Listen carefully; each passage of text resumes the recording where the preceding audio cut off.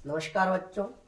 आज हम पढ़ेंगे मानव मस्तिष्क एवं उसके कार्य। तो देखिए बेटा, मानव मस्तिष्क 3 भागों में विभाजित है। कितने भागों में विभाजित है? 3। और ये बनता किससे? पहले हम देखते हैं। मानव मस्तिष्क बनता है बेटा तंत्रिका कोशिका, जिसे इंग्लिश में हम न्यूरॉन कहते हैं। 3 भाग है मानव मस्तिष्क के। एक अग्र मस्तिष्क, मध्य मस्तिष्क और पश्चिम मस्तिष्क। प्रत्येक मस्तिष्क के भाग हम अलग अलग देखते हैं। अब ये अग्र मस्तिष्क बेटा 3 भागों में विभाजित है: सेरिब्रम, थैलेमस, हाइपोथैलेमस। अब हम इन सभी के अलग अलग कार्य देखते हैं बेटा। सबसे पहले हम देखते हैं बेटा सेरिब्रम।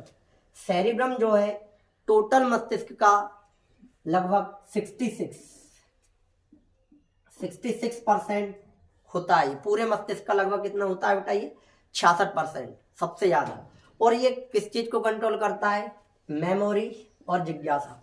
मतलब कोई भी व्यक्ति कितना इंटेलिजेंट होगा, कितना बुद्धिमान होगा, ये उसके सेरिब्रम पे डिपेंड करता है। अगर आपका सेरिब्रम बेटा अच्छा है तो आपकी जो मेमोरी पावर है वो अच्छी रहेगी। अगर आपका सेरिब्रम कमजोर है तो आपकी जो मेमोरी क्षमता है वो क्या रहेगी? कमजोर रहेगी।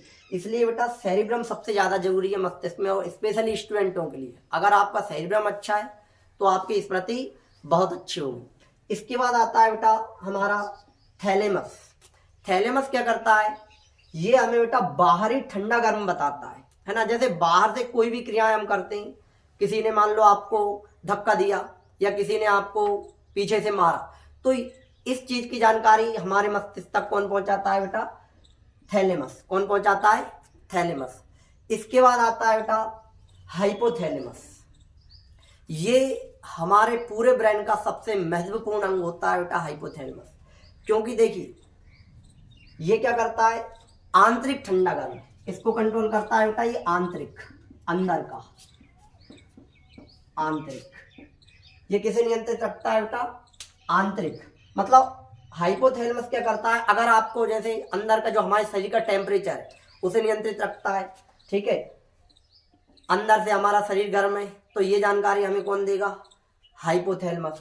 ठंडा, गर्म, भूख हमें लगती है, इसकी वजह से जानकारी मिलती है हमें इसकी हाइपोथैलेमस। प्यास, प्रेम, घृणा, ये सारी चीजें बेटा किसकी वजह से होती हैं? हमारे हाइपोथैलेमस। और आपको बता दें ये हाइपोथैलेमस बहुत सेंसिटिव होता है। एक बार यदि ये एक्टिव हो जाता है तो क्या ये पूरे मस्तिष्क को चौपट कर देता है। हाइपोथैलेमस, जैसे आपको भूख लगी तो कहते हैं कि भूखे पेट तो भजन भी नहीं होता है ना। तो इसलिए क्योंकि हाइपोथैलेमस एक्टिव है। आपको प्यास लगी, आप कुछ काम नहीं कर पाओगे। जैसे मान लो आपको पसीना आ रहा है, पसीना भी अंदर से आता है। पसीना, इसमें एक और लिख लेते हैं अपन, पसीना। पसीना बेटा हाइपोथैलेमस की वजह से आता है। आपको पसीना आ रहा है तो भी आपको किसी काम में मन नहीं लगेगा। प्रेम कुछ नहीं, एक्चुअल में आपका हाइपोथैलेमस एक्टिव होना है। आपने किसी को देखा, कोई व्यक्ति जा रहा था और आपने थोड़ी सी नजर पड़ी, अब आपकी नजर उस पर पड़ी तो आपका हाइपोथैलेमस एक्टिव, ठीक है। और हाइपोथैलेमस एक्टिव तो पूरा ब्रेन चौपट। ऐसे ही आप किसी से नफरत करते हो तो ऐसी स्थिति में बेटा आपका हाइपोथैलेमस क्या है? काम नहीं करता। इसलिए हमें क्या है? अपने हाइपोथैलेमस को थोड़ा कंट्रोल में रखना चाहिए। और ये क्या है? लगभग 7 सेकंड में हाइपोथैलेमस एक्टिव हो जाता है, 7 सेकंड में। और ये एक्टिव होता है, जैसे हमें अधिकतर ऐसी चीजें नहीं खाना चाहिए जिनमें सल्फर की मात्रा ज्यादा हो, ठीक है।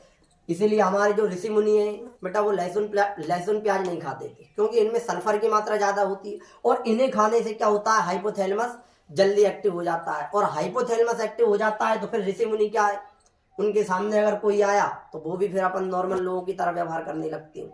इसलिए जो ऋषि मुनि है वो लहसुन प्याज का क्या बोलते हैं कि उपयोग नहीं करते। इसके बाद आता है बेटा हमारा मध्य मस्तिष्क। मध्य मस्तिष्क के भी 2 भाग है, एक तो कार्पोरा और एक सेरिब्रल। कार्पोरा जो है हमारी सुनने और देखने की क्षमता को नियंत्रित रखता है, आईज एंड ईयर्स। जैसे मान लो आपने कोई वस्तु देखी, जैसे मैंने मारकर देखा है ना, तो आंखों ने सिर्फ फोटो खींचा, और फोटो खींच के किसको दे दिया? आंखों ने कार्पोरा को। और कार्पोरा से कहा कि इसकी पहचान करो क्या है। तो आईज एंड ईयर्स इनको कंट्रोल में कौन रखता है? कार्पोरा। इसके बाद आ गया बेटा सेरिब्रल। सेरिब्रल क्या करता है? हमारी जो स्पाइनल कॉर्ड है, स्पाइनल कॉर्ड को नियंत्रित रखता है। स्पाइनल कॉर्ड हमारे क्या बोलते हैं कि पीछे से जुड़ी रहती है मेरु रज्जु, जिसे हम मेरु रज्जु कहते हैं। ठीक है, इसके बाद आता है बेटा आपका पश्च मस्तिष्क। पश्च मस्तिष्क के भी दो भाग हैं, एक तो मेंडुला अबलंगाटा और एक सेरिबेलम। मेंडुला क्या करता है आपका पाचन और श्वसन को कंट्रोल करता है मेंडुला, और सेरिबेलम संतुलन बनाने का काम कौन करता है? सेरिबेलम। जैसे छोटे छोटे बच्चों का क्या है बेटा, सेरिबेलम क्या रहता है? कमजोर रहता है, इसलिए वो लड़खड़ा के चलते हैं या गिर जाते हैं। और जो शराबी होते हैं, शराबी का भी क्या रहता है बेटा, शराब सबसे ज्यादा इफेक्ट करती है आपके ये पश्च मस्तिष्क पे।